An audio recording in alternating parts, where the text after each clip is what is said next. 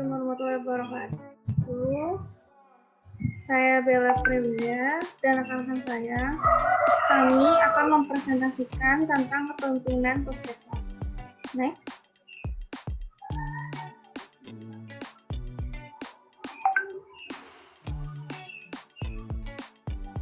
Next.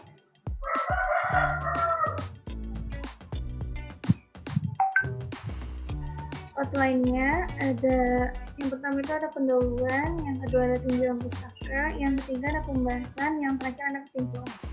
Next. Yang pertama pendahuluan. Next.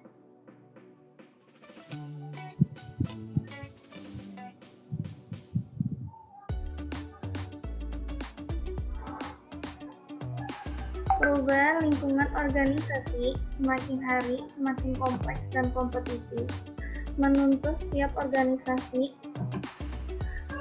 untuk bersikap cepat dan tanggap dalam mengatasi persoalan yang ada.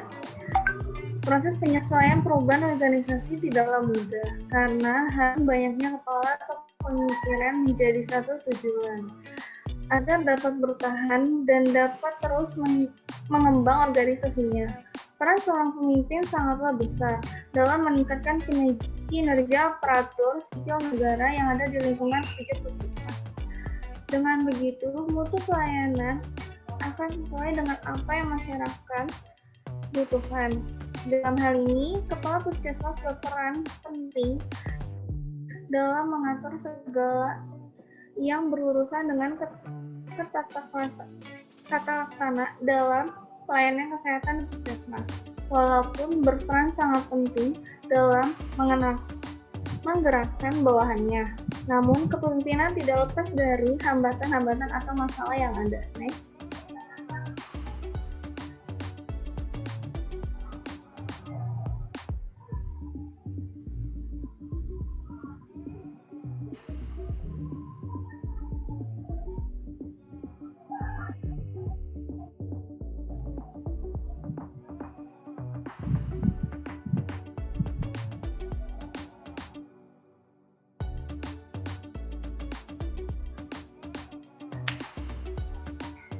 Yang pertama adalah rumusan masalah.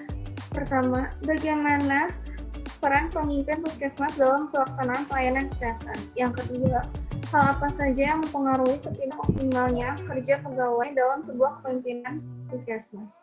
Tujuannya adalah diketahui masalah yang melatar belakangi mutu dan kualitas suatu unit pelayanan kesehatan atau puskesmas dengan membedah berbagai masalah internal maupun eksternal dari unit pelayanan kesehatan itu sendiri. Manfaatnya adalah mengetahui hal-hal yang mendasar tentang mutu dan kualitas unit pelayanan kesehatan, masalah internal dan eksternal yang terjadi, serta dapat menjadi sumber bacaan dan gambaran tentang kualitas unit pelayanan kesehatan itu tersebut. Next.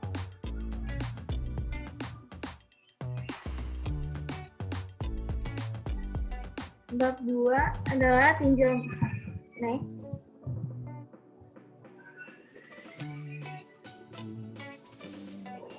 Kepemimpinan. Definisi kepemimpinan adalah berkaitan dengan kemampuan motivasi, komunikasi, dan hubungan antara manusia.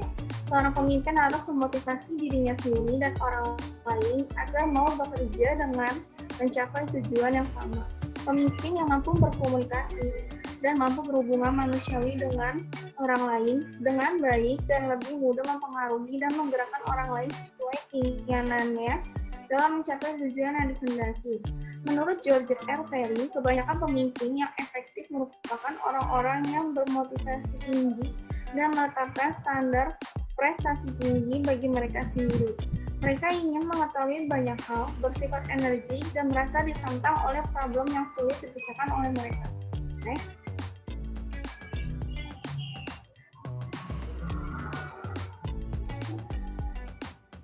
Tiga komponen kepemimpinan. Yang pertama adalah pengaruh. Kepemimpinan adalah pengaruh, di mana kepemimpinan terjadi karena adanya proses pengaruh. Kepemimpinan mempengaruhi bawahan atau pengikut ke arah yang diinginkan. Yang kedua adalah legitimasi. Kepemimpinan adalah legitimasi, di mana Legitimasi merupakan pengakuan atau pengukuhan atau pengesahan kedudukan pemimpin. Dan legitimasi juga merupakan posisi formal dari kekuasaan dalam organisasi. Yang ketiga adalah tujuan. Kepemimpinan adalah pencapaian tujuan, di mana pemimpin berurusan dengan tujuan. Yang pertama itu adalah tujuan individu, yang kedua kelompok, yang ketiga adalah organisasi. Dan pemimpin harus dapat mengusahakan keseimbangan antara tujuan organisasi dengan keinginan bawahan atau pengikut dari hasil yang menyenangkan agar lebih bergairah untuk bekerja. Selanjutnya akan dibacakan oleh rekan saya. Terima kasih.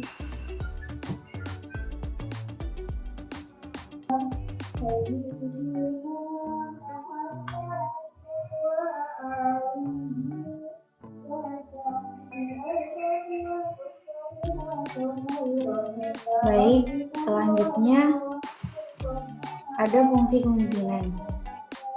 Fungsi kepemimpinan pertama, pengambilan keputusan.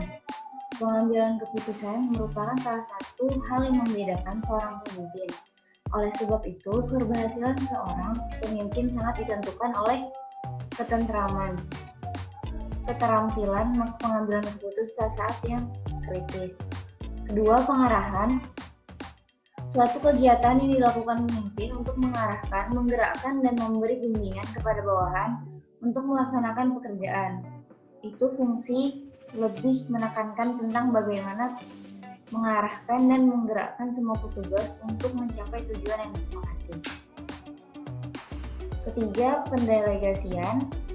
Dalam menjalankan fungsi delegasi, pemimpin memberikan pelimpahan wewenang, membuat atau menetapkan keputusan.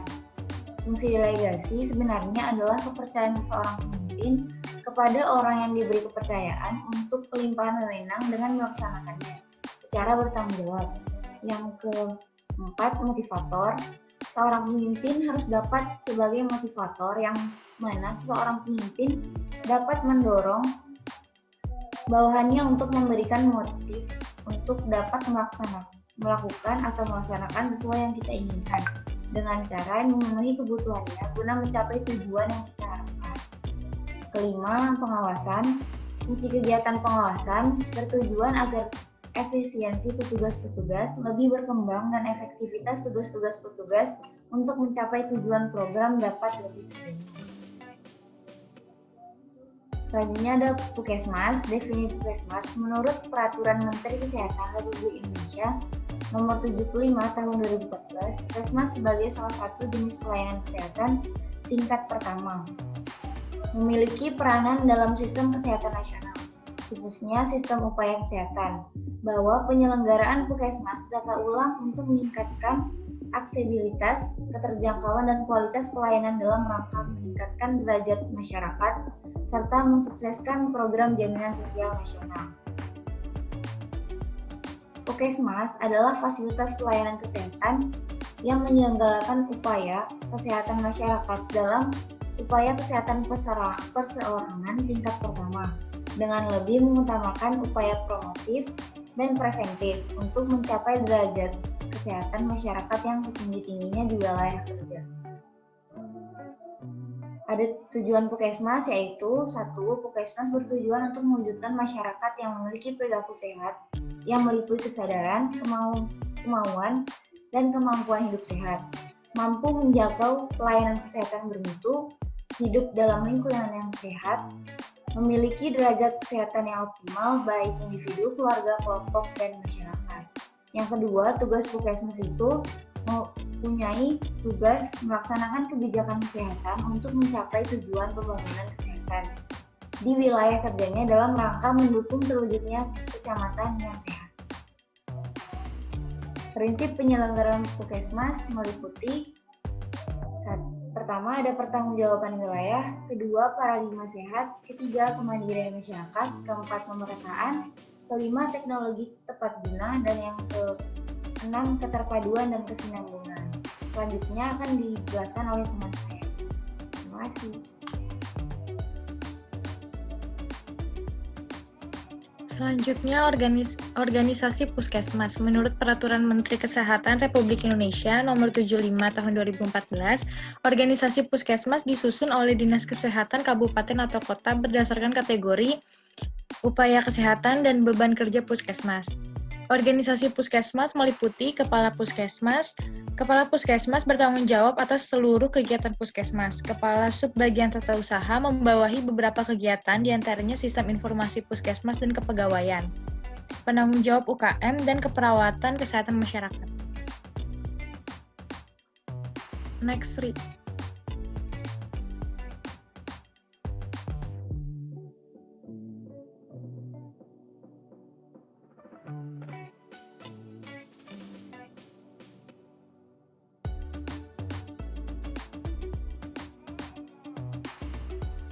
Selanjutnya pembahasan. Puskesmas adalah unit pelaksana teknis Dinas Kesehatan Kabupaten atau Kota yang bertanggung jawab menyelenggarakan pembangunan kesehatan di suatu wilayah. Puskesmas adalah suatu unit organisasi yang bergerak dalam bidang pelayanan kesehatan yang paling utama dan yang paling penting dan mempunyai misi sebagai pusat pengembangan pelayanan kesehatan, yang melaksanakan pembinaan dan pelayanan kesehatan secara menyeluruh dan terpadu untuk masyarakat di suatu wilayah kerja tertentu. Peranan kepemimpinan dalam tenaga kerja di puskesmas adalah kepala puskesmas yang berperan sebagai pengambil dan menjalankan keputusan kepemimpinan. Pemimpin memiliki peranan yang sangat penting karena pemimpin dapat mempengaruhi perilaku pegawai dalam bekerja untuk mendorong tercapainya tujuan organisasi. Kedisiplinan seorang pemimpin, motivasi dari pemimpin, informasi dan komunikasi yang diberikan oleh pemimpin, serta pengambilan keputusan yang dibuat pemimpin merupakan bentuk perilaku pemimpin dalam suatu organisasi yang dapat menciptakan suatu kepuasan kerja bagi pegawainya. Sesuai dengan tanggung jawab seorang kepala puskesmas dalam mengkoordinasi penyusunan perencanaan tingkat puskesmas berdasarkan data program Dinas Kesehatan dan juga mempunyai tugas pokok dan fungsi dalam memimpin, mengawasi, dan mengkoordinasi. Next, Ri.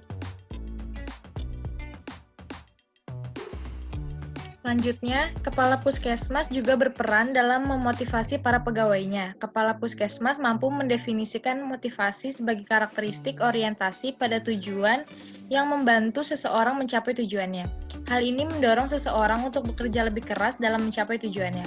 Sebagai seorang pemimpin, Kepala Puskesmas harus memastikan bahwa pelayanan kesehatan harus memiliki moral dan etika yang sama dengan yang ia cari dalam diri karyawannya. Dia harus memastikan bahwa bawahannya didorong dan dilatih dengan cara yang memenuhi kebutuhan bisnis. Apresiasi dan penghargaan adalah kunci untuk memotivator yang akan mempengaruhi seseorang untuk mencapai tujuan yang diinginkannya. Menghargai perilaku yang baik dan sedikit apresiasi, sertifikat, atau surat bisa menjadi motivator yang hebat dalam perilaku kinerja pegawai yang akan meningkat.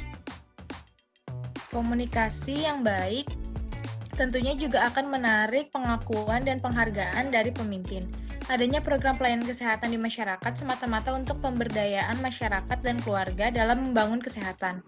Sangat diharapkan dalam penentu suatu kebijakan. Seorang pemimpin harus mendahulukan kepentingan bersama sebagai sasaran utama yang akan dicapai, tanpa adanya pihak yang merasa diuntungkan atau dirugikan. Semuanya harus bersifat netral. Next, Ri.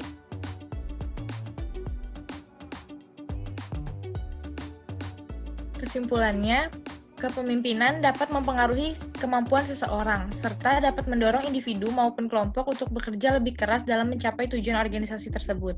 Karena pemimpin harus memberikan arahan yang sangat jelas dan detail mengenai tugas yang akan diberikan, selalu menghargai setiap perbedaan pendapat dari para karyawan untuk tujuan ke arah yang lebih baik. Pemimpin juga harus bisa mengajak para pegawai untuk bekerja dalam tim dan solid dan harmonis. Serta pemimpin harus memberikan penghargaan atau lebih bisa dibilang sebagai reward berbentuk bonus atau pujian kepada pegawai untuk membangkitkan semangat kerjanya. Motivasi terbesar berasal dari diri sendiri, tetapi motivasi dari luar juga sangat dipengaruhi untuk melaksanakan tugas dan tanggung jawabnya. Hal ini membuktikan bahwa kepemimpinan merupakan salah satu faktor yang dapat mempengaruhi kinerja seseorang karena segala kebijakan dan pekerjaan dipengaruhi oleh bagaimana cara pemimpinnya dalam memimpin. Next, Ri. Ini daftar pustakanya. Sekian dari kelompok kami, kurang lebihnya mohon maaf. Wassalamualaikum warahmatullahi wabarakatuh.